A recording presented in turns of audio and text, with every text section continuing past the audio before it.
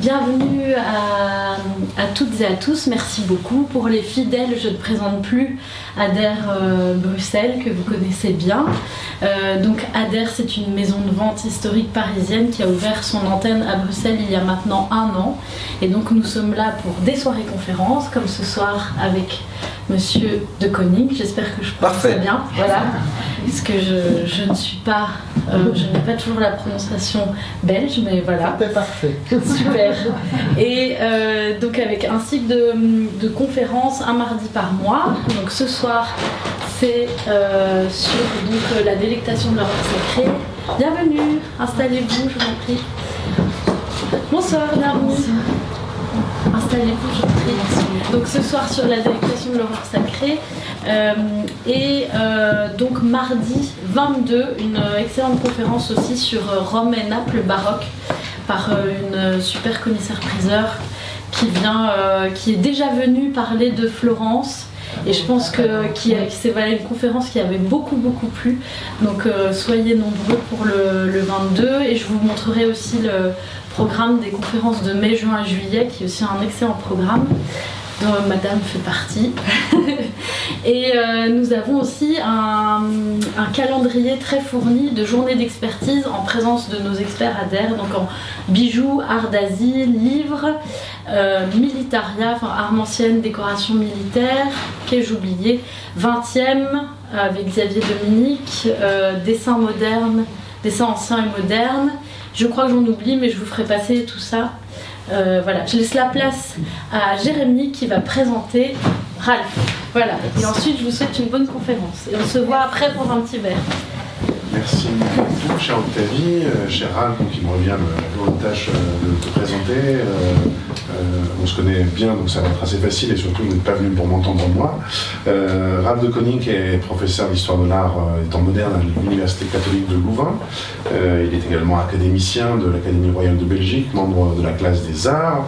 Parmi ses très nombreuses publications, je pourrais citer justement aux éditions de l'Académie Horreur sacrée et sacrilège, Images, violence et religion du XVIe au XXIe siècle, et son autre ouvrage qui a eu beaucoup de succès, Ad Imaginem, Statut, fonction et usage de l'image dans la littérature spirituelle jésuite du XVIIe siècle. Bon, il est plus particulièrement spécialiste.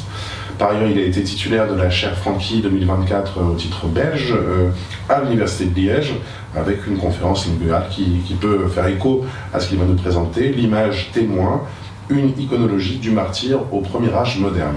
Et je cite un dernier travail avec un collègue artiste, un projet recherche-création, détruire et restaurer les images-corps et les corps-images. Donc voilà, il y a de multiples facettes, mais vous voyez que ça fait toujours signe vers les mêmes obsessions. Donc tu vas pouvoir nous entretenir ce soir. Et voilà, comme l'a dit David, il y aura un petit verre ensuite. Par ailleurs, la conférence est captée, donc vous pourrez la revoir, la diffuser. Voilà. Merci Jérémy, merci Octavie pour cette belle invitation. Merci à toutes et tous d'être présents ce soir pour m'écouter sur un sujet qui est quand même pas très réjouissant à premier abord. Donc la question du martyr, puisque c'est bien ça le sujet de cette conférence, et plus précisément ces relations dont Jérémy vient de parler, relations troubles entre religions, principalement chrétiennes, mais vous allez voir qu'il y a aussi l'islam qui sera là en toile de fond, religion, violence et image. Ça, c'est la triangulation, le triangle infernal qui est au cœur de mon propos ce soir et qui est d'ailleurs au cœur de mes recherches actuellement. Et donc, toute ma réflexion porte sur ces relations troubles. Et comment sont-elles nées? Puisque c'est peut-être bien ça le point de départ de toute cette réflexion. C'est intéressant quand on est un chercheur travaillant sur des périodes anciennes. Pour ma part, la Renaissance tardive, le début de l'âge baroque. C'est toujours intéressant de savoir d'où viennent nos intérêts scientifiques, de se positionner par rapport à notre présence de citoyens et de citoyennes aujourd'hui. Alors, qu'en est-il? Comment ce sujet s'est imposé à moi d'une certaine manière? Eh bien, c'est en 2015 que tout d'un coup, je me suis mis à travailler sur ces relations et en confrontant d'abord deux images. En tout cas, je ne les ai pas confrontées naturellement, elles se sont confrontées à moi. premières images, les voici, vous ne les connaissez absolument pas, ou si c'est le cas, alors là, ce serait une belle surprise. C'est donc un ouvrage publié par un auteur catholique, un ouvrage qui a pour titre « Le théâtre des cruautés des hérétiques de notre temps ». Donc comprenez que c'est un ouvrage qui est destiné à critiquer les actions horribles perpétrées par les protestants à l'encontre des catholiques. Et donc cet auteur catholique prend la plume, il écrit ce livre et plus encore, il l'illustre de scènes ô combien sanglantes. Donc un objet d'étude qui est classique pour un historien de l'art, un historien des images que je suis, donc rien d'étonnant. Mais tout d'un coup, cet objet d'étude est entré en court-circuit, pour ainsi dire, avec de toute autre image qui, celle-là, à mon sens, je l'imagine, vous les avez déjà croisées, ou en tout cas, si vous ne les avez pas croisées, je vous les montre pour la première fois. Nous sommes en 2015, nous sommes même en août 2015, Annus Horribilis, comme on a pu l'appeler, s'il en est, puisqu'elle démarre avec les attentats de Charlie Hebdo, liés, soit dit en passant, déjà à une question d'image, puisque c'est lié aux caricatures du prophète. Donc elle s'ouvre avec ces attentats tragiques en janvier et elle se clôture plus ou moins en novembre avec les attentats du Bataclan. Donc, année terrible. Mais aussi, elle se prolonge bien au-delà de cette année. Ces événements terroristes se prolongent et cette terreur se propage, se répand au Proche-Orient avec les pires exactions qui furent commises par Daesh.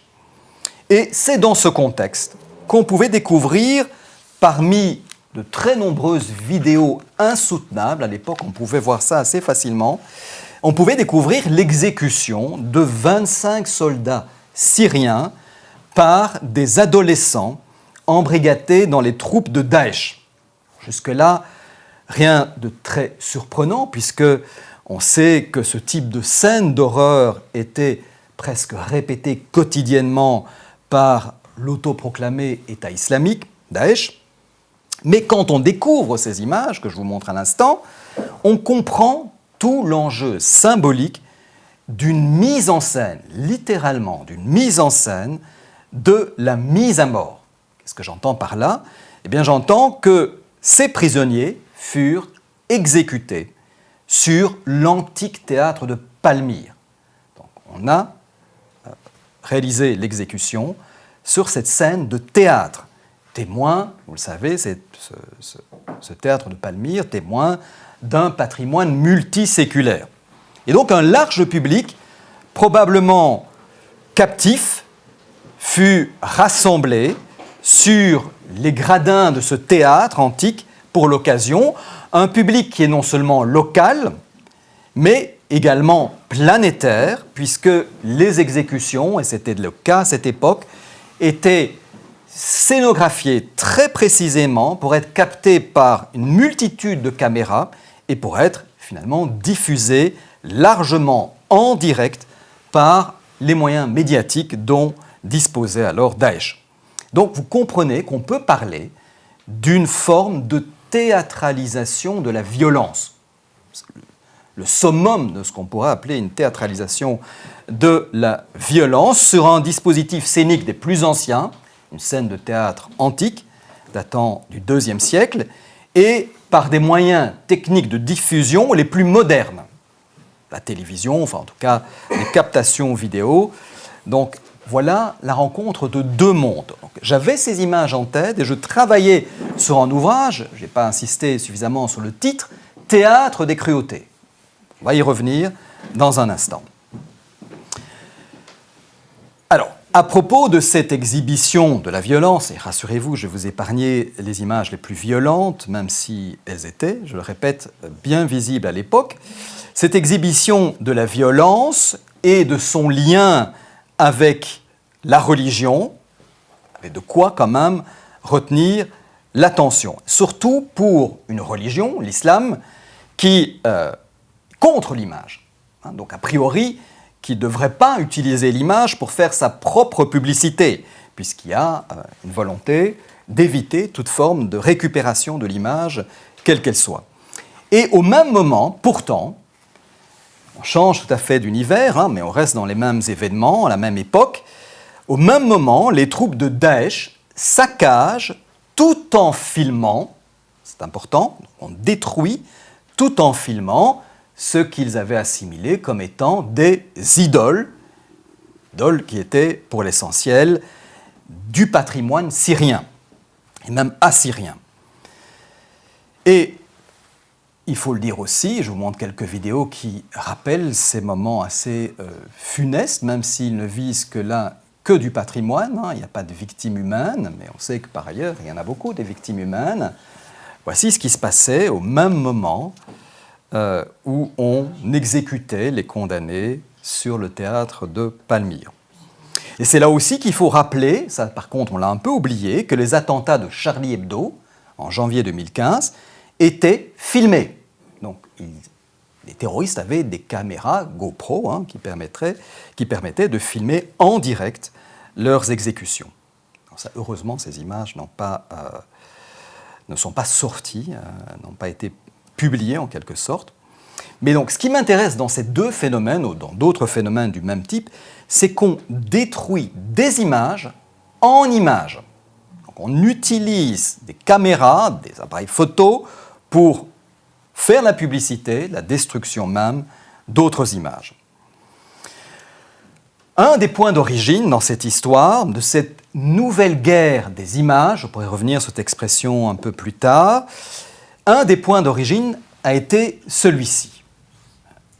Donc là, pas besoin de vous présenter cette date hautement symbolique, hautement dramatique, les attentats du 11 septembre 2001 à New York, qui auraient été un des déclencheurs, peut-être le principal, dans une nouvelle forme de médiatisation du terrorisme, ou plus précisément de médiatisation terroriste. C'est-à-dire que l'image enclenche la terreur. Il y a ceux qui assistent, qui sont témoins, et puis il y a le reste du monde, qui n'est pas témoin des événements, mais qui le devient grâce à l'image. Et donc l'onde de choc a été planétaire. Inutile de vous rappeler, vous avez en mémoire ces événements. Et donc tout ça s'est cristallisé dans une réflexion que Jérémie a eu la gentillesse de mentionner, un petit essai que j'ai publié en 2018, ayant pour titre « Horreur sacrée et sacrilège », qui avait exactement pour projet de croiser ces temps, le temps présent, le nôtre, et puis les temps anciens qu'on a rarement l'occasion de comparer. Pourtant, d'autres le faisaient à l'époque, et je vais voyager dans un univers d'images très dissemblables. Ici, c'est une caricature d'un artiste jordanien qui s'appelle Djehat Awartani et qui date de 2015 et qui illustre parfaitement l'assimilation qui était au cœur de ma réflexion. Il le fait, comme vous le voyez, sous la forme d'un parallélisme entre la décapitation de l'humanité, à droite, et la décapitation-exécution de son héritage culturel, qui est ici symbolisé par la tête d'une des très reconnaissables statues assyriennes de type de celle que l'on a vue un tout petit peu plus tôt, détruite dans le musée de Mossoul.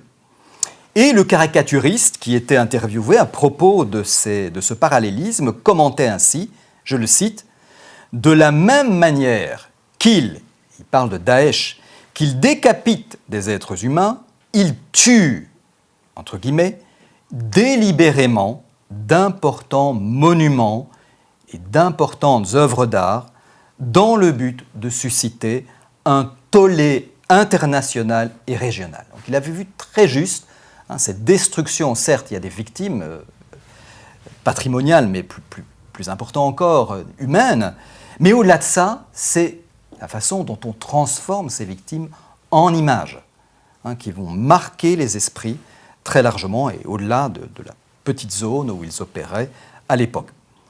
Donc, dans les deux cas, il est bien question de tuer l'humanité et tuer son patrimoine, tuer des corps et tuer des images. Alors, sur cette question du rapport entre massacre et destruction médiatisée, je voudrais faire encore une rapide allusion à une autre guerre, pour essayer d'éviter de ranger ça que du côté du monde islamique, et surtout djihadiste. L'autre monde, c'est la guerre, non pas par la terreur, mais contre la terreur. C'était l'appellation retenue à l'époque, War on Terror. C'était le slogan de l'administration Bush. Vous vous souvenez peut-être de ça, mais qui s'était révélé aussi être une guerre par la terreur. Lutte contre la terreur par la terreur, celle cette fois de l'armée américaine, livrant des batailles et torturant en Irak et en Afghanistan à la suite des attentats du 11 septembre. On sait aujourd'hui que l'état-major américain distribuait aux soldats des jeux de cartes, 2 jeux de cartes en particulier. L'un que voici, vous avez à l'écran, sur lequel figuraient les principales cibles humaines à abattre. Comme ça, les soldats avaient toujours en tête leur cible. Et l'autre, chose totalement incroyable, représentant les principaux sites archéologiques et œuvres d'art qu'il fallait éviter de détruire. Donc, en tirant au mortier ou d'autres canons, il fallait absolument éviter ces cibles patrimoniales. Voilà un nouveau témoignage, lui aussi assez troublant, des rapports complexes, mis au cœur de mon propos et de mes réflexions, rapports complexes entre corps des images à préserver, à droite, il ne s'agit pas que d'images, mais de monuments, et images des corps à abattre. Les idoles à abattre des uns, des djihadistes de Daesh, sont le patrimoine des autres, qu'il faut absolument préserver. Mais dans les 2 cas, les êtres humains sont toujours les principales victimes visées par l'arme ou par la caméra. Alors vous allez me dire que dans tout ce que je viens de vous raconter, il n'est pas encore explicitement question de martyrs. Vous entendez quand même que le terme résonne avec ces événements de 2015 et des années qui suivent. Il est plutôt question, jusqu'ici, des relations entre mise à mort et mise en image. Et donc, pour en arriver à la question du martyr, et donc de la deuxième image que je vais confronter à la mise en scène sur le théâtre de Palmyre, il me faut encore insister sur une autre dimension constitutive des œuvres sur lesquelles je travaille. C'est la dimension du témoignage. C'est vraiment essentiel. Et on l'a compris, la terreur de ces, disons, 10 dernières années, on pourrait remonter au-delà de ces 10 dernières années, a ceci de particulier par rapport aux formes antérieures de visualisation de la violence, et je vous en montrerai, celles du XVIe, XVIIe siècle, en peinture essentiellement. Donc, la terreur de ces dernières années a ceci de particulier qu'elle cherche à saisir et à diffuser l'instant même de la mort. Donc, je vous ai évoqué les pratiques des terroristes filmant leurs actes en direct, en temps réel, filmant la violence meurtrière, et c'est à nouveau pas propre au djihadisme international. Souvenez-vous d'Andreas Breivik, qui avait filmé son propre massacre sur l'île d'Utøya en Norvège. Exactement le même procédé. Ça maintenant, on regarde un peu dans le temps, on remonte un peu dans les années, on se tourne du côté du XXe siècle.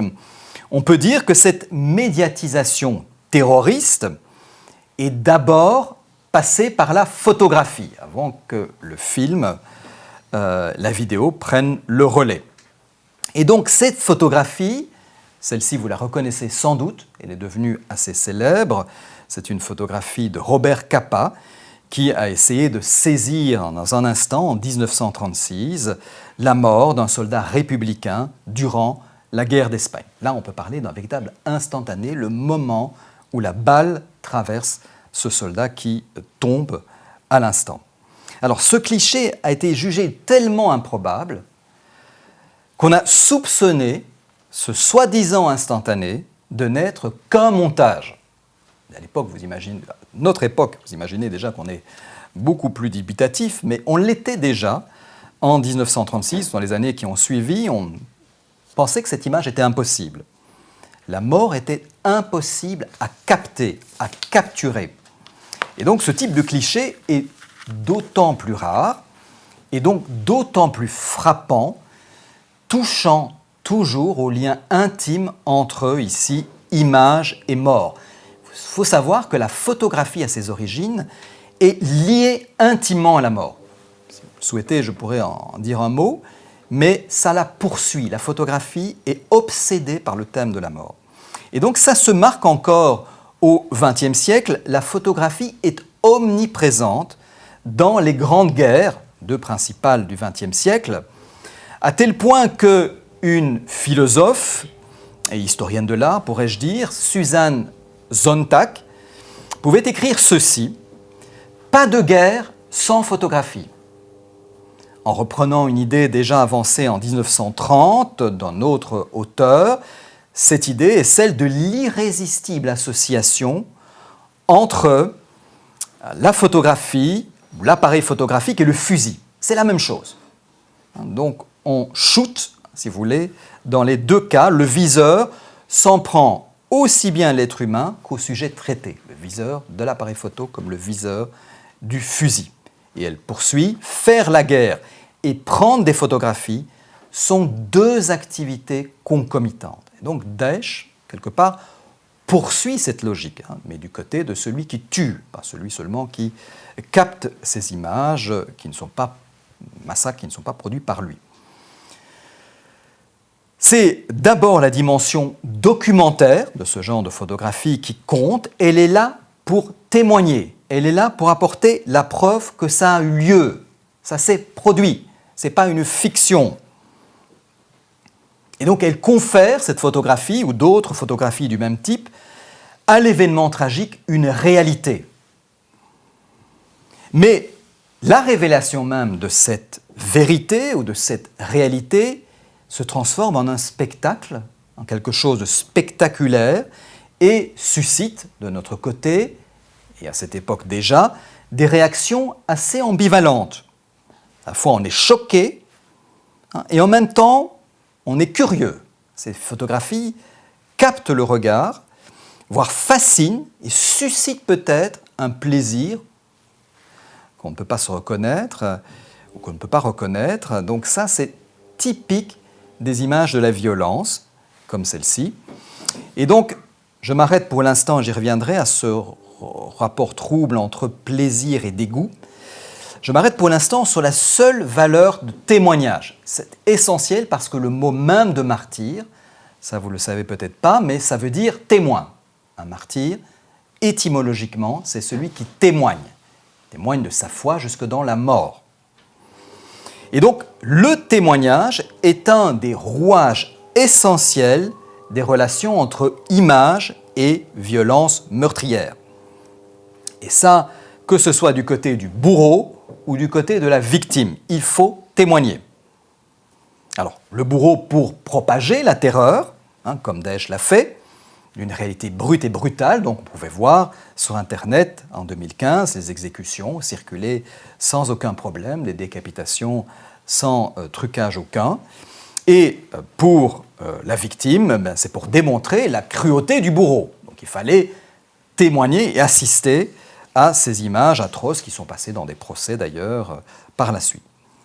Alors pour revenir au déchaînement de la violence terroriste en 2015, il faut encore souligner que l'objectif, j'ai presque joué sur les mots, l'objectif, le but, mais aussi l'objectif de l'appareil photo ou de la caméra, l'objectif du bourreau kamikaze, puisqu'il donne la mort, mais il se la donne à lui-même dans le même mouvement, eh bien, son objectif est, vous l'avez compris, de propager la terreur, ça c'est ce qu'on a retenu, mais aussi, ça on l'a peut-être pas assez retenu, de témoigner de sa foi indéfectible. D'abord des croyants qui veulent aller jusqu'au bout de leurs convictions et qui se perçoivent comme les mains vengeresses de Dieu. Ça, c'est typique de l'acte martyriel, pas seulement du côté de l'islam. Et je tiens quand même à rappeler aussi autre chose, c'est que le mot martyr signifie témoin, mais le mot arabe pour signifier la même réalité, shahid, veut dire exactement la même chose. Donc en arabe, c'est la même racine. Ça veut dire témoin. Donc ces gens témoignent de leur foi. Et donc, le martyr, c'est là où je veux en venir, se doit de se donner en spectacle. Et ça n'a rien de nouveau. On pourrait se dire, ok, c'est un phénomène lié à nos médias modernes. Pas du tout. Le martyr, dès les origines du christianisme, c'est d'abord un spectacle. Pas pour rien, vous connaissez les exécutions sur la place publique, dans les amphithéâtres. Tout ça était hautement théâtralisé. Et le martyr ne s'en plaignait pas parce qu'il fallait être vu. Il fallait, si vous êtes martyr dans l'anonymat et caché, vous n'êtes pas martyr. Donc il faut que ça se voie, qu'il y ait un public, qu'il y ait le maximum de spectateurs, tant pour le bourreau que pour la victime.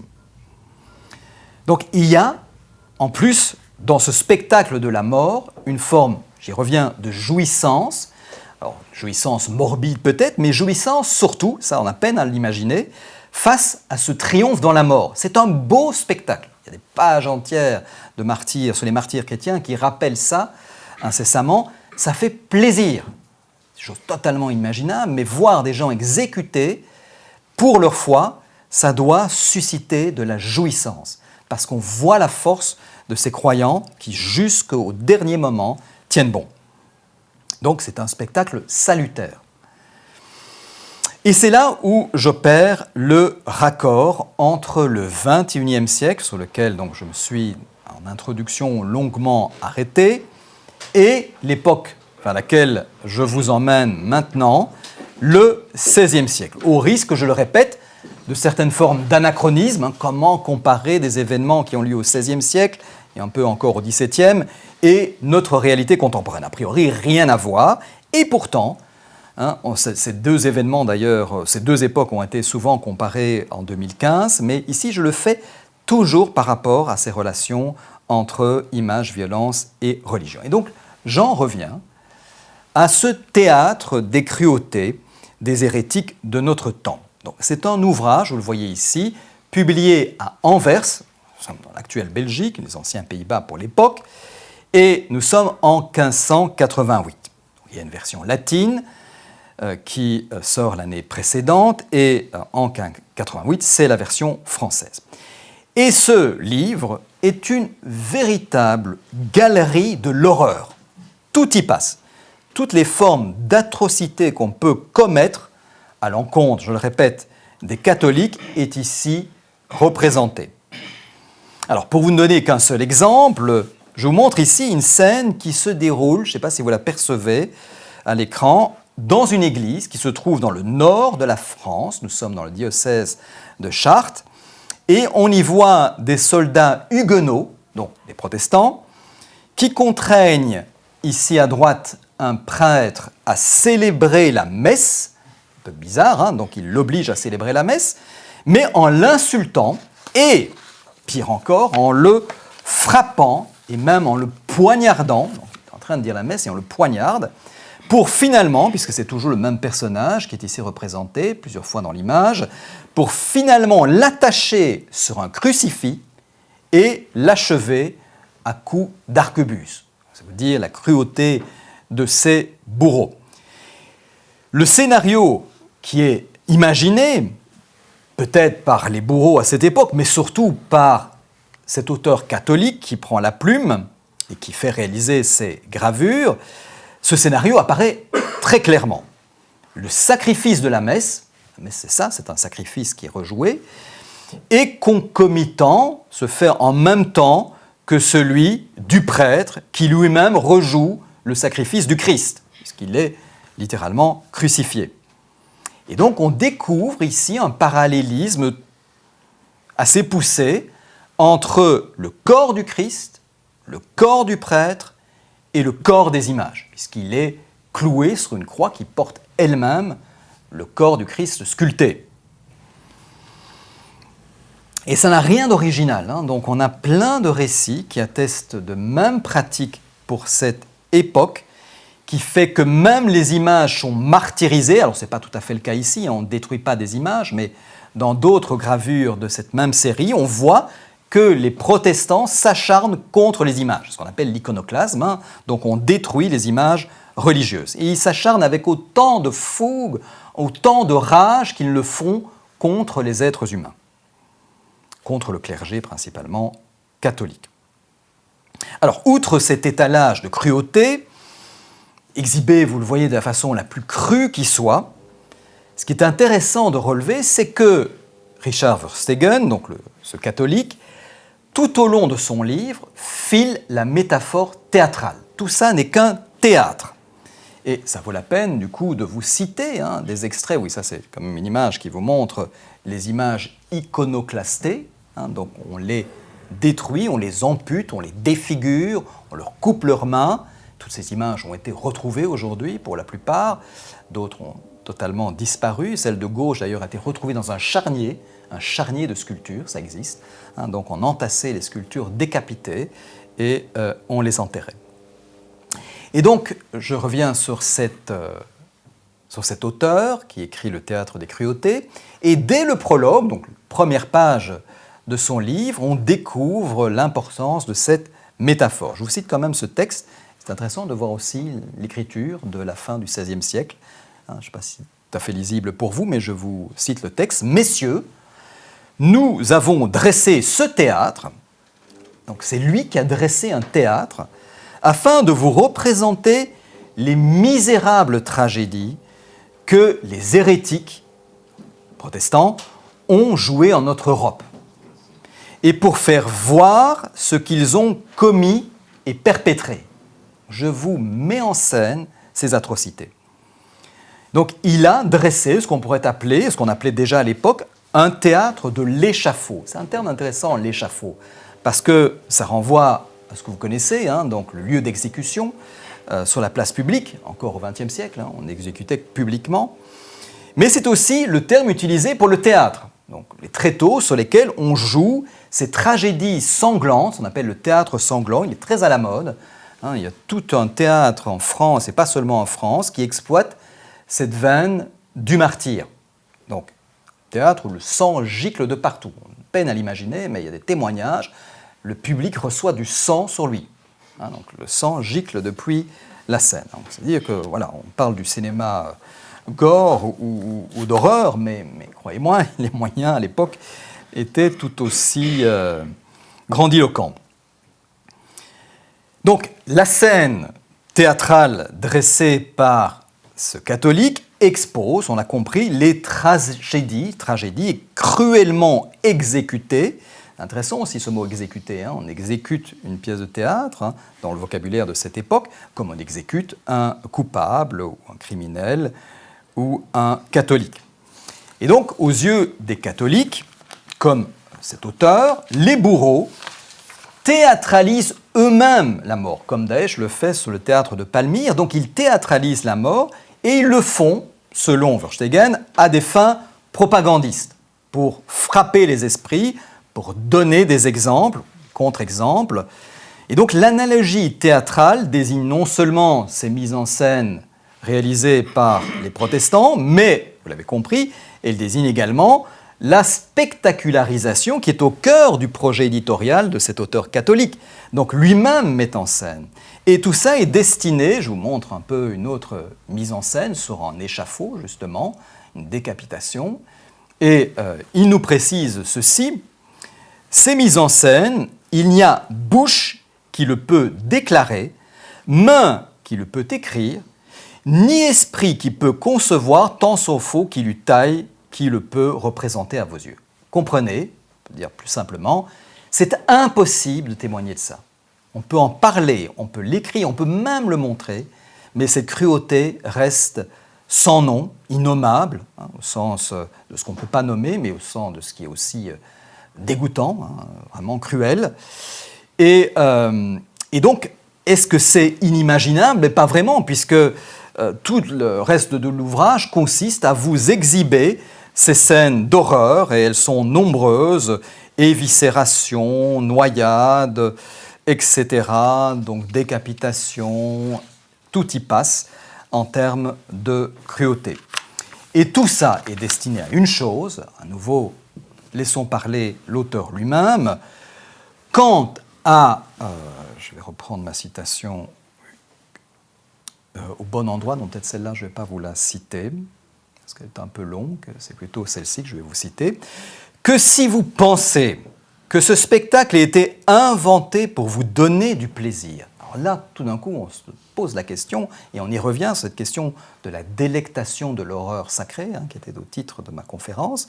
Donc, il semblerait que les lecteurs, spectateurs de ce livre, pourraient tirer du plaisir de l'observation de ces scènes d'horreur. Et donc, il prend les précautions nécessaires. Nous vous supplions de nous pardonner, car au contraire, nous entendons tirer les larmes de vos yeux, les plaintes de vos bouches, les soupirs de vos cœurs et les sanglots de vos poitrines, si ce n'est que vous soyez sans yeux, sans bouche, sans cœur et sans poitrine, et qu'il ne réside en vous aucune humanité. Donc vous qui prenez du plaisir à l'observation de ces scènes d'horreur, vous trompez. Mais le fait même qu'ils nous mettent en garde suppose qu'on pouvait effectivement regarder avec plaisir ces scènes d'horreur. Alors il y aurait beaucoup à dire sur l'origine de ce plaisir pris à la contemplation de la cruauté. Ça remonte, je vous épargne tout cela, ça remonte à Aristote, grand philosophe grec, ça remonte aussi à un père de l'Église latine, saint Augustin, je passe sur tout ça, ça nous mènerait peut-être un peu trop loin, et je veux surtout en arriver au tableau, ça c'était les citations qui permettaient d'illustrer mon propos, je veux en arriver au tableau du XVIe et XVIIe siècle, puisque c'est ça sans doute qui vous intéresse, et c'est peut-être pour ça que vous êtes là, c'est d'en apprendre plus sur cette iconographie du martyr qui est très à la mode à cette époque. Donc il y a un boom, pourrait-on dire, une floraison sanglante de cette imagerie du martyr à la fin du XVIe, début du XVIIe siècle. Et ça, dans un contexte tout à fait particulier, qui est celui des guerres de religion. Je ne vais pas ouvrir, il y a un spécialiste ici dans la salle de ces questions, je ne vais pas ouvrir ce chapitre ici, mais sachez qu'effectivement, ce sont ces guerres intestines entre confessions rivales qui déchirent une partie de l'Europe, et ces succès des scènes de martyrs est en lien en partie avec cette réalité historique. De même qu'elle est en lien avec les conquêtes évangélisatrices. Donc, le catholicisme est en train de conquérir le monde, de l'évangéliser, et dans certaines contrées, eh bien, les catholiques subissent le martyre, notamment au Japon. Et donc c'est dans ces contextes historiques, 16e, début 17e siècle, que renaît cet idéal du martyr. Donc, au sein d'une église en lutte avec des dissidences internes protestantes, mais en lutte aussi avec des persécutions externes venant de ces contrées nouvellement évangélisées. Donc renaît, parce que c'était déjà connu au 1er siècle du christianisme, le premier martyr chrétien, mais en même temps c'est une naissance, parce que qu'est-ce que le XVIe siècle apporte de plus par rapport au 1er siècle du christianisme, l'Église dite primitive? Eh bien c'est là où je veux en venir, une médiatisation totalement inédite. Les images vont désormais accompagner cette propagande, j'utilise presque au sens de la propagation de la foi telle qu'on l'appelle à l'époque, donc propager la foi par l'image et par donc le témoignage que l'image apporte sur ces scènes de martyrs. Et j'en veux pour preuve des auteurs de la fin du XVIe siècle, vous voyez que je tourne toujours autour de ces 2 dernières décennies du XVIe siècle, qui disent cela très explicitement. S'il y en avait le moindre doute, au moins eux l'affirment très clairement. Ces auteurs, donc, ce sont des auteurs qui s'inscrivent dans ce qu'on appelle l'époque post-tridentine, donc nous sommes après le Concile de Trente, qui s'étale du milieu du XVIe siècle jusque dans les années 60, donc période charnière dans l'histoire de l'Église. Et donc il y a la volonté à la suite de ce Concile de Trente de réformer les arts, donc, de changer de direction et d'inciter les artistes à représenter, c'est ça qui est intéressant, la violence telle qu'elle est, sans l'édulcorer, sans l'esthétiser. C'est très important, parce que nous, on a l'habitude de voir ces tableaux dans des musées, on contemple ces œuvres d'art, c'est même ces chefs-d'œuvre pour beaucoup, et en même temps, beaucoup de ces images sont d'une cruauté incroyable. Donc, comment arrive-t-on à gérer le rapport esthétique à une iconographie sanglante? Eh bien déjà, les auteurs à la fin du VIe siècle répondent à cette question. Et c'est notamment le cas de ce jésuite qui s'appelle Antonio Possevino et qui écrit ceci. Donc c'est un texte un peu plus long et je le mets toujours en regard d'images qui ne sont pas contemporaines de lui. Vous devinez que c'est des images en partie antérieures. Le fait d'avoir donné 4 heures de cours avant ne m'aide pas. Donc des images qui sont antérieures parce qu'au fond, ce qu'il veut, cet auteur, c'est que les artistes renouent avec une tradition plutôt datant du Moyen-Âge. Et voilà donc ce qu'il écrit. Ainsi, aucune personne saine d'esprit ne nierait qu'il faille peindre Blaise, c'est lui qui est ici représenté, ce n'est pas le Christ, peindre Blaise, Saint Blaise, donc déchiré par des peignes de fer. Imaginez aussi la cruauté, donc on lacère son corps avec des peignes de fer. Sébastien, c'est la même citation mais l'image change, Sébastien criblé de nombreuses flèches. Les textes aussi de l'époque parlent d'un saint hérisson. Vous voyez toutes les flèches qui viennent le transpercer, mais ce n'est pas du tout ce qui est à la mode en la fin du XVIe siècle. On ne montre plus ça. Donc, criblé de nombreuses flèches, Laurent brûlé sur un grill, lacéré et les viscères répandus. C'est difficile de trouver ça dans l'iconographie de l'époque. Et il précise, dépourvu de toute beauté. Il faut absolument qu'il n'y ait aucune beauté sur ces corps. Et alors, il en vient à ses objections par rapport à la peinture qui lui est contemporaine. Donc je vais remontrer les mêmes thèmes, mais traités par les artistes de la fin du XVIe siècle ou du XVIe siècle. Pourquoi, poursuit-il, m'objecter un Étienne lapidé sans pierre, un Blaise, c'est un nouveau Blaise ici, au corps intact et beau, sur un chevalet de torture, ici ce n'est pas tout à fait le cas, sur une colonne, sans sang. Car il ne saigne pas.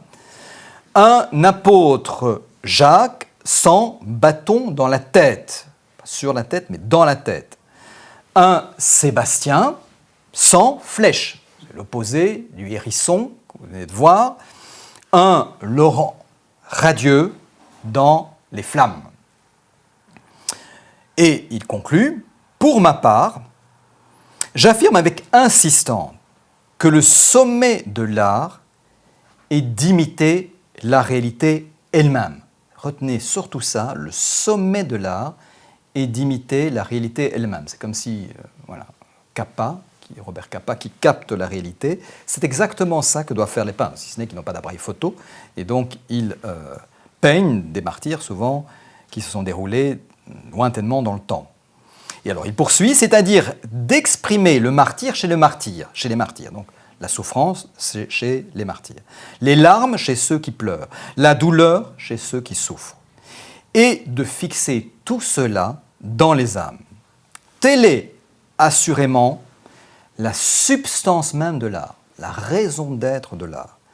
C'est elle qui donne sa forme ou sa beauté, on pourrait hésiter sur la traduction du latin, je vous épargne ces subtilités, donc sa forme ou sa beauté à l'art. C'est-à-dire, qu'est-ce qui est beau dans l'art? C'est ce qui est digne d'être vu. On est très loin de nos considérations esthétiques d'aujourd'hui, mais ça vous resitue un peu le cadre de pensée de la fin du XVIe siècle. L'essence de la beauté, pourrait-on résumer, c'est la vérité. Même si cette vérité est extrêmement crue, c'est ça qu'il faut montrer. Et donc, il faut montrer absolument la souffrance des martyrs. Donc, on voit cet auteur catholique, donc c'est un jésuite, je l'ai dit, qui condamne des artistes, dont vous avez vu quelques exemples, dont vous en avez encore un à l'écran, des artistes qui ignorent ou refusent de peindre la souffrance. Là, je paraphrase un autre passage de Possevino, ou encore un autre auteur contemporain de Possevino, qui s'appelle Giglio, c'est aussi un prêtre italien, qui dit ceci: « J'estime plus ingénieux l'artiste qui accommode l'art à la vérité du sujet que celui qui déforme la pureté du sujet pour l'adapter à la beauté de l'art. » Je récite ça parce que cette formule est clairvoyante. Donc, plus ingénieux est l'artiste qui accommode l'art à la vérité, ce qu'on vient d'entendre chez Possevino, que celui, le contraire, qui déforme, on pourrait dire, la vérité pour l'adapter à l'art. Et la cible privilégiée de cet Italien, ce prêtre italien, c'est Michel-Ange. Michel-Ange est le contre-exemple, celui qui a déformé. Vous avez vu que c'est donc le terme qui est utilisé en italien, c'est ritorce. Ritorce, ça veut dire déformer, ça veut dire tordre. C'est là que vient le mot torture. La torture, c'est tordre les corps. Donc, ritorce, déformer. Et donc, à la première lecture de ces citations, on pourrait décider ou conclure qu'il y a là une condamnation des déformations subies par les corps à cette époque, notamment dans l'art maniériste. Vous avez peut-être des images en tête de ces grands artistes. Celui que vous avez ici, ce n'est qu'un détail d'un martyr de Saint-Laurent. C'est Bronzino, voilà, grand représentant du maniérisme italien de cette époque. Et donc ces artistes sont en train de tordre la vérité, en faisant de ces corps martyrs des corps d'une grande beauté, en escamotant donc la douleur, la souffrance qu'on leur inflige. Eh bien, ils tordent la vérité. Ils tordent non seulement les corps, mais ils tordent la vérité. Donc, vous voyez que cette question du rapport à la vérité est essentielle. La force de l'art, c'est une force déformante des corps martyrisés. Je ne parle que de ces thèmes. Et donc, fini le penchant hédoniste qui consistait à exhiber ces corps athlétiques, un peu éphèbes, parfois avec une ambivalence, là aussi assez trouble. Regardez ce corps assez fascinant. On a peine à imaginer qu'il est en train de subir le martyre. Ce n'est pas par hasard d'ailleurs. Il y a une homosexualité ou un homoérotisme qui est en toile de fond. Donc voilà un fil qu'on pourrait tirer jusqu'au XXe siècle à propos du martyre de Saint-Sébastien, mais je laisse à nouveau ça de côté. Donc, retour à la vérité de la souffrance, contre ce type d'image.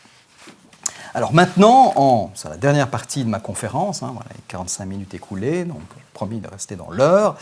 Dernière partie de ma conférence va nous déporter encore un tout petit peu plus et nous ramener à cet idéal, un cycle de fresques.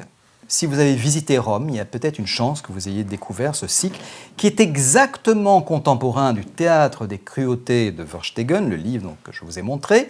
Et le livre de Verstegen est même inspiré en partie de ces fresques. Donc c'est dire l'importance de ce cycle qui incarne, si vous voulez, cet idéal de l'horreur sacrée. Donc vous voyez, c'est une belle église, plan central, qui est une église paléochrétienne des premiers siècles du christianisme. Et dans les années 1580, on fait réaliser 32 fresques peintes par un artiste qui vous dit sans doute pas grand-chose, mais qui était très important à l'époque. Il s'appelle Niccolò Circignani. Il a un surnom, on l'appelle le Pomarancio, mais peu importe son nom, ce qui compte, c'est qu'il réalise ce cycle à fresques dans l'église de Santo Stefano Rotondo, donc littéralement Saint-Étienne le Rond. Plan central, Saint-Étienne, le grand martyr, le proto-martyr même. Et nous sommes dans l'église du collège germano-hongrois des Jésuites. Nous sommes à proximité du collège des Jésuites, ex-collège des Jésuites ici à Bruxelles. Eh bien, c'est le collège germano-hongrois des Jésuites. Donc les Jésuites qui sont en formation à Rome passent par ce collège. Ce cycle, vous l'entreapercevez à peine, mais je vous montre quelques représentations, dépeint, célèbre les martyrs des 5 premiers siècles du christianisme. Vraiment une période phare dans l'histoire chrétienne. Et ce cycle est complété à cette même époque par un autre cycle, mais malheureusement disparu. C'est le cycle de l'église des Jésuites, mais lié au collège anglais. Pourquoi j'insiste sur ces provenances, anglais, Allemagne, Hongrie? Parce que ce sont des pays gagnés au protestantisme. Donc, évidemment que ça résonne avec les événements de l'époque, même si on traite des martyrs très anciens, ça parle du présent. Ça parle pour ces jésuites qui vont être envoyés en mission dans ces pays protestants, ces régions gagnées au protestantisme. Donc, c'est pas rien. Et donc, il s'agit de faire résonner les martyrs des premiers siècles avec les abominations commises à cette époque, encore à la fin du XVIe siècle. Et pourquoi est-ce si original? C'est que très rapidement, ces fresques vont être transposées en livres, en gravures. C'est ça, cette médiatisation qui était totalement inconnue jusqu'alors. Désormais, la presse, l'imprimerie et la gravure permettent de diffuser à une très large échelle cette iconographie martyrique. Si je vous montre une des scènes les plus atroces de ce cycle à fresques, puisque vous voyez que les corps sont écrasés littéralement sous des pierres. On voit même les viscères qui sortent, donc même l'orbite de l'œil, l'œil qui sort de son orbite. Donc rien n'est épargné ici. Et vous voyez des versions gravées. Donc on multiplie ces images et on les envoie non seulement partout en Europe, mais même au-delà. Donc on le sait grâce aux annales du Collège jésuite des Anglais à Rome, que je vous cite. Nous avons diffusé des copies de cette œuvre très loin, jusqu'aux Indes. Quand on dit les Indes, c'est à la fois le monde oriental et le monde de l'Amérique, Occident et Orient. Et pourquoi le fait-on? De sorte que l'infamie de ces persécutions les plus désastreuses, la rage frénétique des hérétiques, nous sommes dans le collège Saint-Thomas de Canterbury, à Rome, donc ça renvoie à l'Angleterre de cette époque, la fermeté invincible des catholiques puisse être connue partout. À nouveau, le témoignage, la preuve par l'image, ça a eu lieu, et donc il faut que ça se sache. Il faut le voir pour le croire, et il faut le faire savoir. Alors, plutôt que les intentions propagandistes de ces jésuites à la fin du XVIe siècle, je voudrais attirer encore votre attention sur les différentes allusions. Alors ça, ce n'est pas tiré de ce cycle, mais d'une autre série de gravures. Les allusions qui peuvent se repérer, par exemple des allusions aux statues antiques. Vous voyez que ce corps qui est ici à l'avant-plan à droite prend toutes les apparences d'une statue antique qui a été amputée, comme on en a beaucoup pour l'Antiquité. On a souvent que le tronc, parfois même pas la tête, juste le tronc. Ici, il ne s'agit pas d'une statue antique, il s'agit d'un corps qui a été sectionné, martyrisé en coupant ses membres. Et donc ça évoque cette statuaire antique. Comme ça évoque des modèles artistiques contemporains. Je vous montre, ça c'est bien le Saint-Laurent de Santo Stefano Rotondo, représenté à fresque, et ici la transposition gravée. Mais vous devinez, si vous avez un peu cette culture en lien avec l'art de la Renaissance, que le modèle n'est autre que l'Adam de Michel-Ange, sur le plafond de la chapelle Sixtine. C'est intriguant, c'est même interpellant. Pourquoi reprendre ce modèle du premier homme? C'est une manière de rappeler, ce n'est pas juste une référence artistique, c'est une manière de rappeler que Saint Laurent devient, par son martyre, le nouvel Adam. Le mettre à mort, c'est faire renaître l'homme pur, purifié par le feu, en quelque sorte. Et à cette même époque, on représente souvent, c'est un peu sombre pour vous sans doute, mais le tableau est lui-même très sombre, on représente toujours ce martyr de Saint-Laurent, très à la mode au XVIe siècle, opposé à une statue païenne. Toujours cette référence au paganisme, à l'antiquité païenne. Ici, c'est une statue féminine, Vesta sans doute. Et vous voyez qu'il est sacrifié en raison de son refus de sacrifier aux idoles. Donc il ne veut pas rendre un culte aux dieux païens, et c'est pour cette raison-là qu'il est martyrisé, exécuté. Et donc on retrouve ça un peu partout.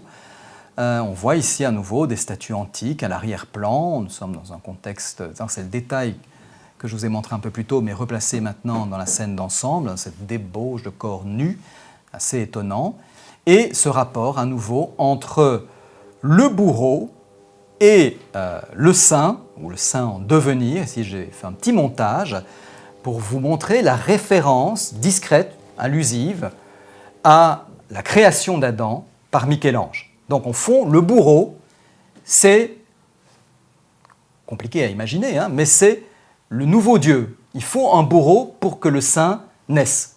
Il faut un bourreau pour que la sainteté soit révélée. Donc, il faut subir le martyre pour devenir un saint. Ce n'est pas propre à l'Italie. Je vous montre ici un triptyque de celui qu'on appelle le Michel-Ange du Nord. Il s'appelle Maarten van Heemskerk. Et au revers de ce triptyque, on trouve là aussi un Saint-Laurent martyrisé. Et c'est le même principe. Vous voyez les analogies, plus ou moins discrètes, plus ou moins évidentes, avec cette iconographie héritée de la haute Renaissance. Alors vous avez peut-être remarqué aussi que dans ces fresques, je vous en montre une à gauche et puis sa transposition gravée à droite, dans les fresques de Santo Stefano Rotondo, vous avez peut-être deviné qu'il y a des lettres, chose totalement étonnante. On ne peint pas à cette époque des tableaux avec des lettres à l'intérieur. Et donc c'est assez original. Et ces lettres renvoient à une légende qu'on voit ici très clairement au bas de la gravure, mais si je dézoome un peu, je vous montrerai qu'en dessous de la fresque, il y a également cette légende qui permet d'identifier les personnages et les actions, les époques. C'est exactement ça le principe, on légende l'image. Alors pourquoi le fait-on ? On le fait parce que c'est aussi en lien avec un tout autre univers qui voit le jour à cette même époque, au XVIe siècle, c'est l'univers, on pourrait dire avec des guillemets scientifiques, de l'anatomie. Les sciences médicales voient le jour. Vous connaissez quelques grands noms comme celui d'André Vézal. Et donc, ce qui est intéressant de remarquer dans ces atlas d'anatomie, puisque c'est bien de ça dont il s'agit ici, Vézal à gauche, Valverde à droite, peu importe qui est qui. Ici, ce qui compte, c'est qu'on ne représente pas de manière totalement neutre comme on le ferait aujourd'hui sur des planches d'anatomie, mais on met en scène ces corps disséqués. Et pas n'importe comment, on le fait en faisant allusion à des martyrs. Vous voyez que ce corps a été, on pourrait imaginer que ce soit le cas pour la séance d'anatomie, qu'on l'ait hissé, une espèce de poulie qui permet de le dresser artificiellement, mais celui de droite, il n'est pas dressé artificiellement, il tient debout, et en plus il porte sa peau, donc il a été décharné. Et donc ça, c'est une référence, on ne peut plus explicite, au martyr de Saint Barthélemy. Barthélemy est un grand saint chrétien qui a été décharné, on lui a retiré sa peau. Et donc ces scènes d'anatomie font référence à l'iconographie martyrielle. On pourrait se demander, mais pourquoi ces références ? Je vous en montre encore une autre. Voici une autre planche d'anatomie d'un autre atlas de cette même époque, on doit à Charles Estienne. Et là, cette fois, c'est l'iconographie de Saint-Sébastien qui est le point de référence. Je vous montre un tableau qui représente Saint-Sébastien à droite. Et vous voyez que l'analogie est troublante, puisque même les lignes qui renvoient aux lettres sont assimilées comme aux flèches qui transpercent le corps de Saint-Sébastien. Et donc, pourquoi fait-on ça ? Ça, c'est la question. Donc, ça a été interprété de façon diverse, mais en tout cas, une chose est sûre, c'est que ces planches d'anatomie choquent encore les sensibilités à cette époque, et donc on essaye d'amortir le choc de ces images, ou de contourner le tabou qui pèse encore, ou qui enveloppe encore la dissection à cette époque, en les filtrant, si vous voulez, en le passant au filtre de cette iconographie du martyr. Donc on domestique, d'une certaine manière, ces corps anatomisés en les traduisant en scènes de martyrs. Mais ça n'empêche pas qu'on continue à entretenir ce pouvoir de fascination, la pulsion de savoir, ce que Augustin appelait la libido sciendi, la pulsion de savoir, se combine étroitement ici à la pulsion de voir, libido spectandi. Les deux vont de pair. Il faut voir et il faut savoir dans le même mouvement. Et donc nous, ça nous interpelle parce qu'on pourrait dire que la violence, le pathos dans ces scènes d'anatomie parasite quelque part la valeur scientifique de ces planches. Ça nous distrait. Ce n'est pas ça l'essentiel, ce n'est pas de reconnaître qu'il s'agit d'un pseudo Saint-Barthélemy ici. Donc ça, c'est une première question. Et inversement, il faut se demander si cette valeur scientifique des planches d'anatomie contamine en retour les représentations du martyr, comme vous en avez ici un bel exemple. Donc, on voit que l'iconographie du martyr s'approprie les codes visuels des planches d'anatomie, toujours au nom, c'est là où je veux en venir aussi, au nom de la vérité. Ce qu'il faut exhiber, c'est la vérité. Or, les sciences naissantes, on appellera les sciences de l'observation, ont cette volonté d'ancrer le savoir dans l'image, dans l'observation. On dirait aujourd'hui dans l'autopsie, mais c'est exactement le même terme qui est utilisé à l'époque. Autopsie, ça veut dire quoi? Ça veut dire voir de ses propres yeux. Ça ne veut rien dire d'autre. Autopsier, c'est voir de ses propres yeux. Et donc on autopsie les corps comme on autopsie les scènes de martyrs. Et l'auteur français dont je viens de vous montrer une des planches de son livre d'anatomie écrit ceci: « Il est bien nécessaire à l'historien du corps humain, c'est étonnant comme un parlant d'anatomiste, à l'historien du corps humain de prendre garde que ce dont il doit écrire lui soit manifeste et apparent à l'œil. » Donc c'est ça qui compte. Il faut voir les choses, les décrire, les observer et les décrire aussi précisément que possible. Et pourquoi cette référence à l'historien? Ça, c'est une question qui devrait intéresser Jérémie. C'est parce que l'histoire, au sens originel, chez Hérodote notamment, c'est le témoin. L'historien, c'est celui qui témoigne de ce qu'il a vu, de ce qu'il a compris de la réalité. Et donc, c'est normal d'assimiler celui qui procède à l'anatomie, à la dissection, à un historien. L'œil et la main de l'anatomiste, mais aussi de l'artiste, doivent autopsier les corps, littéralement autopsier les corps. J'aurais lieu de vous citer, mais je vois que ma conférence touche à sa fin, donc je vous passe tous ces témoignages. Je vous montre encore quand même cette image qui a servi de frontispice, d'image d'ouverture à ma conférence, quand même, en dire un mot, parce que c'est une des scènes les plus cruelles qui soient dans ce cycle. Donc, ce sont des scènes de martyrs qui sont censées se passer sous les règnes de deux empereurs, Maximien et Licinius. Nous sommes au début du IVe siècle, et c'est pas moins de 16 000 martyrs qui sont ici représentés, qui ont été exécutés au même moment, et donc, et de manière extrêmement cruelle, puisqu'on les a découpés en morceaux. C'est ce qui est représenté ici à l'avant-plan, dans une scène qu'on pourrait dire de boucherie, plutôt que de dissection. Et ça résonne avec des scènes qui se trouvaient dans l'autre cycle lié au martyr anglais. Et là, c'est un martyr quasiment contemporain, Edmund Campion, un martyr catholique en Angleterre, qui a été exécuté le 1er décembre 1581. C'est presque une scène d'actualité. Là aussi, c'est difficile de l'imaginer, puisque tout ça semble transposé dans une autre époque. Mais donc, on retrouve le même principe de ces corps littéralement hachés, cette boucherie qui peut quand même être assimilée à un acte de dissection. Vous voyez toujours ce rapport à la vérité, au témoignage. Et c'est là-dessus que je vais conclure avec un triptyque qui a pas mal retenu mon attention, sur lequel j'ai quand même beaucoup travaillé. Et je viens quand même sur un des maîtres absolus du baroque, qui n'est autre que Pierre-Paul Rubens. Si vous allez dans le nord de la France, à Valenciennes, au musée des Beaux-Arts de Valenciennes, très précisément, même s'il est fermé actuellement, je pense qu'il va rouvrir prochainement, vous pouvez contempler dans ce musée ce célèbre triptyque qui représente le martyr de Saint-Étienne. Alors pourquoi est-il si intéressant au regard de tout ce que je viens de vous raconter? Donc il a été peint aux alentours de 1615-1620 pour une abbaye bénédictine, celle de Saint-Amand-les-Eaux, qui se trouvait puisqu'elle a disparu, cette abbaye, à proximité de Valenciennes, d'où sa présence dans la ville même de Valenciennes encore aujourd'hui. Et donc c'est une scène on ne peut plus classique, c'est la lapidation de Saint-Étienne, comparable à celle qu'on pouvait voir un peu plus tôt et que Rubens a certainement vue, puisqu'il a été pendant plusieurs années à Rome, très tôt dans sa carrière.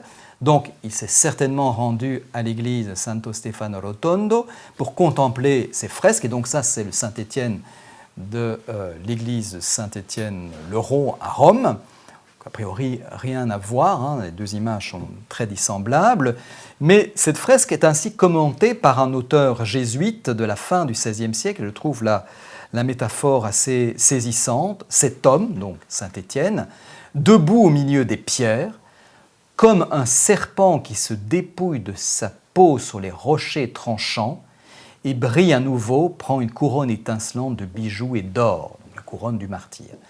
Et donc, ce qui m'intéresse dans cette citation, c'est l'idée de mue. Donc, le martyr va opérer sa mue comme le serpent le fait. Et sa mue, c'est sous les pierres, donc il va littéralement succomber à son martyre, mais cette mort est une mort terrestre qui annonce une vie céleste, c'est exactement ce qui est représenté ici. Vous voyez la figure de Saint Étienne et la violence de ses bourreaux qui le frappent de pierre, et il est en train de chuter, mais au moment où il chute, en même temps il se relève, aspiré littéralement par cette couronne. Stéphanos en grec ça veut dire la couronne, donc il est aspiré par la couronne du martyr, et donc il a le regard tourné vers la Trinité qui l'attend ici. Donc cette mue, c'est une transformation du corps terrestre, du corps mortel, en un corps céleste et éternel. Et comment peut-on le deviner? Eh bien, moi, j'en ai fait l'expérience que je vais partager avec vous en guise de conclusion. J'ai eu cette chance incroyable, c'est très rare, de pouvoir me faire ouvrir le triptyque. Là, vous l'avez fermé. C'est un triptyque, il y a 2 volets, mobile donc. Et donc, dès qu'il est fermé, qu'est-ce qu'on y voit? On y voit la scène de l'Annonciation, l'incarnation. Donc, on voit Marie, l'archange, à droite, qui est en train de se précipiter littéralement sur elle pour procéder, en quelque sorte, à l'incarnation. Et donc, quand j'ai ouvert, pas moi-même, mais le conservateur a ouvert le triptyque, quelque chose est devenu saisissant pour moi, que je n'avais pas vu avant. Et pour ça, il faut procéder à l'ouverture. Et donc, j'en fais l'expérience avec vous.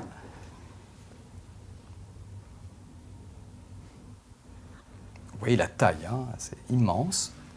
Et en fait, il ne faut même pas aller plus loin. On a tout compris à ce stade. Donc il faut savoir que les retables, à cette époque, étaient la plupart du temps fermés. Donc on les voyait, aujourd'hui on les voit tout ouverts dans nos églises, même dans nos musées. Absolument pas comme ça qu'on les voyait. C'est seulement lors des célébrations qu'on opérait cette ouverture. Et donc on assiste, vous venez d'assister à ce qui se rejouait assez fréquemment, le principe de l'ouverture. Et alors je ne sais pas si vous remarquez quelque chose d'assez saisissant, c'est que l'archange, qui est ici, prend la place des bourreaux. Donc les bourreaux, je vous remontre ce qu'il y avait juste avant, donc les bourreaux sont ici, vous fermez ce volet, qui prend leur place, c'est l'archange.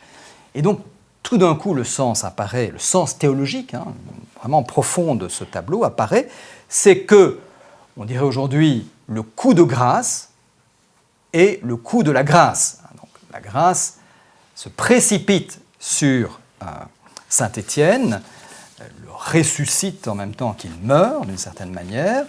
Et donc toutes ces forces qui sont des forces de grande violence, des forces qu'on pourrait dire déformantes, se transforment, une fois qu'on ferme ou qu'on ouvre les volets, en des forces conformantes, qui rendent le corps de Saint Étienne conforme à celui du Christ. Et aussi en relation, puisqu'il prend la position de la Vierge, comme s'il allait accueillir lui-même l'incarnation dans son propre corps. Alors, que conclure de tout ce long parcours? Peut-être un peu compliqué, donc voilà, je tenais quand même à vous emmener sur des terrains qui sont assez inhabituels. Ce n'est pas ce genre d'histoire qu'on a l'habitude de nous raconter quand on visite des salles de musée, quand on nous parle de Rubens ou tant d'autres artistes. C'était vraiment d'insister sur ce lien profond, réactivé par ces peintres de la fin du XVIe, début du XVIIe siècle, ce lien profond que la peinture ou l'image en général n'a cessé de nouer avec la question de la mort et que le christianisme a bien sûr récupéré. Et le mot de la fin, je ne veux pas le laisser à un auteur du XVIe siècle, mais à une philosophe d'aujourd'hui, qui est par ailleurs une excellente historienne des images. Elle s'appelle Marie-Josée Monzin. Je n'ai pas reproduit la citation à l'écran, mais il y a tout lieu qu'on la médite, parce qu'elle nous parle encore aujourd'hui en relation avec tout ce que je vous ai raconté en introduction, puisqu'elle dit ceci. « Aujourd'hui, nous ne pouvons douter de l'emprise du visible sur les passions. » Ça, je pense que tout le monde comprend. « Et de ce qui s'y joue pour la communauté, donc politiquement. » C'est une affaire de politique, au sens le plus général, le plus générique du terme. Elle poursuit, « Il nous incombe de savoir où et comment la violence de nos images, ce sont des images ici violentes, va générer la force dont nous avons besoin pour vivre ensemble. Comment réagir à la violence des images? L'image, je continue, ne produit aucune évidence, aucune vérité, contrairement à tout ce que ces auteurs catholiques prétendent. Elle ne produit aucune vérité, aucune évidence, et ne peut montrer que ce que produit le regard que l'on porte sur elle. Ce n'est pas tellement l'image en soi qui est important, c'est le regard que vous allez porter sur elle. Et elle termine, si l'on accepte cela, alors il faut bien admettre que la violence dans le visible concerne non pas les images de la violence, ni la violence propre aux images, un peu subtile, mais la violence faite à la pensée et à la parole dans le spectacle des images. Donc, au fond, c'est la manière dont on conditionne notre regard à regarder ces tableaux. Et moi, ce que je vous ai invité à faire aujourd'hui, c'est de revoir très différemment ces tableaux si vous allez les voir dans un musée ou même dans une église, et quelque part les recharger de leur force de frappe visuelle.